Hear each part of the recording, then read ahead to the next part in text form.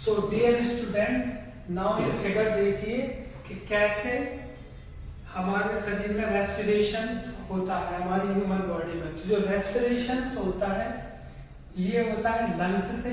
तो इसमें human air को एब्जॉर्ब करता है। तो इसमें क्या होता है, जो ऑक्सीजन होती है, ऑक्सीजन हीमोग्लोबिन के साथ मिक्स करती है, जिससे क्या बनता है, ऑक्सी हीमोग्लोबिन। ये ऑक्सीजन कहाँ पे जाती है, लंग्स में। और जो ऑक्सी हीमोग्लोबिन होती है फूड प्लस ऑक्सीजन बनाती है, जिसमें हमें क्या मिलता है, एनर्जी। और बाई प्रोडक्ट में मिलता है कार्बन डाइऑक्साइड। और कार्बन डाइऑक्साइड को हम क्या करते हैं, रिलीज कर देते हैं। ठीक है।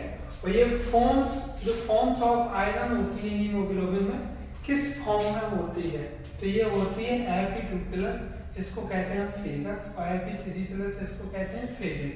ये दोनों फेरस और फेरिक दोनों पाई जाती है, लेकिन मैक्सिमम पाई जाती है फेरस फॉर्म में। और मैक्सिमम रिएक्टिविटी ऑफ हीमोग्लोबिन, यानी हीमोग्लोबिन किसके सबसे ज्यादा रिएक्टिव होती है, तो मैक्सिमम होती है carbon monoxide, CO, carbon monoxide. Carbon monoxide के साथ 300 गुना ज्यादा फास्टर तरीके से हो जाती है। इसीलिए कहते हैं कि बंद कमरे में सिगड़ी नहीं जलाना चाहिए, क्योंकि उसमें क्या निकलता है, कार्बन मोनोऑक्साइड, जिससे घुटन से मृत्यु भी हो सकती है। अब देखिए यहाँ पर RBC प्लस O2 क्या बनाती है, एनर्जी। तो इसका मतलब है कि RBC अगर ह्यूमन बॉडी में ज्यादा होगी तो ऑक्सीजन की हमें रिक्वायरमेंट कम पड़ेगी। इसलिए जो पहाड़ी जगह पे लोग रहते हैं या माउंटेन एरियाज होते हैं, जहाँ पे ज्यादा पहाड़ होते हैं, वहाँ पे लोगों की बॉडी में RBC ज्यादा पाई जाती है, जिससे उन्हें ऑक्सीजन की कम जरूरत पड़ती है। देखिए और इसको नोट कर लीजिए। सो डियर स्टूडेंट, अब हम देखेंगे शेप ऑफ RBC, यानी RBC का आकार कैसा होता है। सो देखिए shape of RBC, shape means होता है आकार।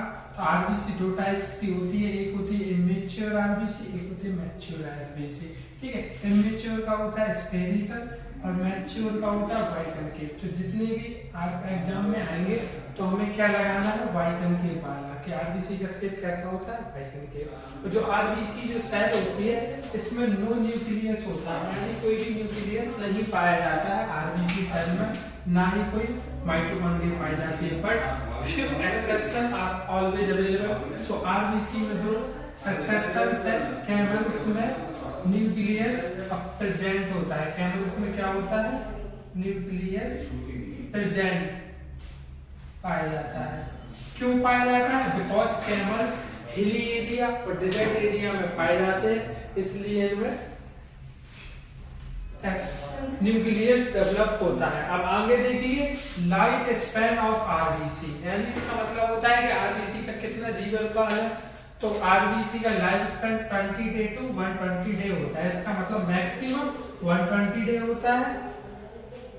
ठीक है, यानी 120 दिन में मतलब RBC की सेल मर जाती है। ठीक है। अब क्वेश्चन आएगा, अब आप लोगों के मन में सवाल बैठेगा कि RBC का ओरिजिन कहाँ पर होता है। तो RBC का ओरिजिन कहाँ पर होता है, RBC का ओरिजिन होता है बोन मैरो में। तो ओरिजिन इन RBC, यानी इनका निर्माण कहाँ पर होता है, बोन मैरो। बोन मैरो को हम कहते हैं अस्थि मज्जा, यानी इनका बोन्स में होता है। तो अब ह्यूमन में तो दो कुछ है, बोन्स पाई जाती है 206, लेकिन सब में नहीं होता। इनका ओरिजिन केवल होता है फीमर बोन। फीमर बोन कहां पर पाई जाती है, ये पाई जाती है जांग में, तथा रीढ़ की हड्डी बैकबोन में भी इनका निर्माण होता है। बैकबोन्स जो हमारी पीठ में पीछे पाई जाती है, कमर से लेकर गर्दन तक। ठीक है। तो बोन मैरो का निर्माण कहां पर होता है, फीमर्स में तथा बैकबोन में। बैकबोन को हम रीढ़ की हड्डी भी बोलते हैं। अब फॉर्मेशन ऑफ RBC, यानी RBC का फॉर्मेशन क्या होता है, तो इस फॉर्मेशन को, जैसे जो बोन मैरो में जो RBC बनती है, इसको हम क्या कहते हैं, तो इसके फॉर्मेशन को कहते हैं इरिथ्रोपोइसिस, यानी इसके फॉर्मेशन को हम क्या कहेंगे, इरिथ्रोपोइसिस।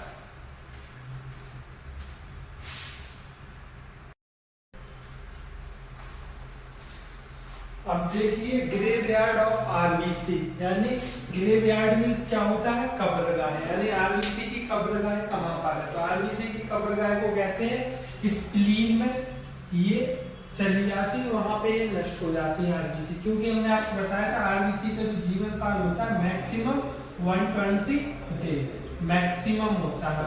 ये सबसे ज्यादा कहाँ पे जाते हैं, स्प्लीन, स्प्लीन को हम कहते हैं प्लीहा, ठीक है, और सेकंड नंबर पे जाती है लीवर में, ठीक है। तो इनको क्या कहते हैं, ब्लड बैंक ऑफ बॉडी, यानी जब ये नष्ट होती है तो इनका जैसे मैक्सिमम 90 दिन है तो 120 दिन है तो 90 दिन में ही ये यहाँ पर पहुंच जाएंगे, इसीलिए इन्हें ब्लड बैंक ऑफ बॉडी कहते हैं। अब आपने एक चीज सुनी होगी कि डॉक्टर हम उनको रिकमेंड करते हैं कि ब्लड डोनेट करना चाहिए, ठीक है। तो एक यूनिट, जो 1 यूनिट होता है ब्लड, कितना होता है 350 ml, 350 ml होता है।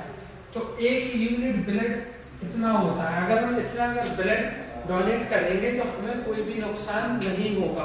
और ब्लड डोनेट करने से एक फायदा होती है, जब हम ब्लड डोनेट करते हैं तो जो हमारी बॉडी में जो एक्स्ट्रा ब्लड होता है जब हम इसको निकाल देंगे, क्योंकि इसे तो वैसे 120 दिन में नष्ट हो जाना है, तो इसको अगर हम डोनेट कर देंगे तो इसके साथ ब्लड के साथ कुछ टॉक्सिन एलिमेंट होते हैं। टॉक्सिन एलिमेंट का मतलब होता है जहरीले तत्व, जो जहरीले तत्व भी ब्लड के साथ निकल जाएंगे, जिससे क्या होगा, हमारी बॉडी में न्यू ब्लड बनेगा और हमें बीमारी होने के चांस कम होंगे।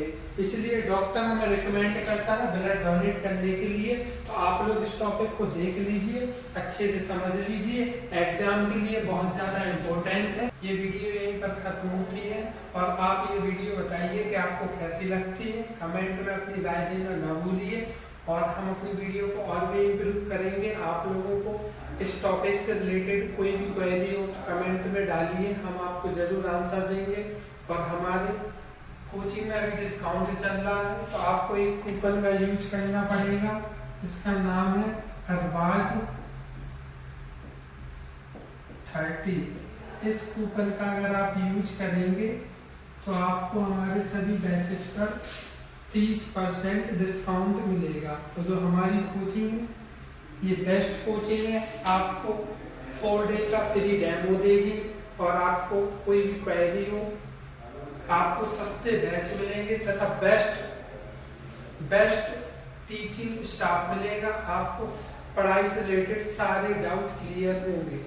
और हमारी वीडियो को अधिक से अधिक शेयर कीजिए, सब्सक्राइब कीजिए तथा लाइक कीजिए। और हमारे जो बैच है अभी KBS SSC के सारे बैच अवेलेबल हैं जो अभी डिस्काउंट मोड पर है, तो आपको इस कूपन को यूज करना है अरबाज 30, जिससे आपको 30% डिस्काउंट मिलेगा। Thank you.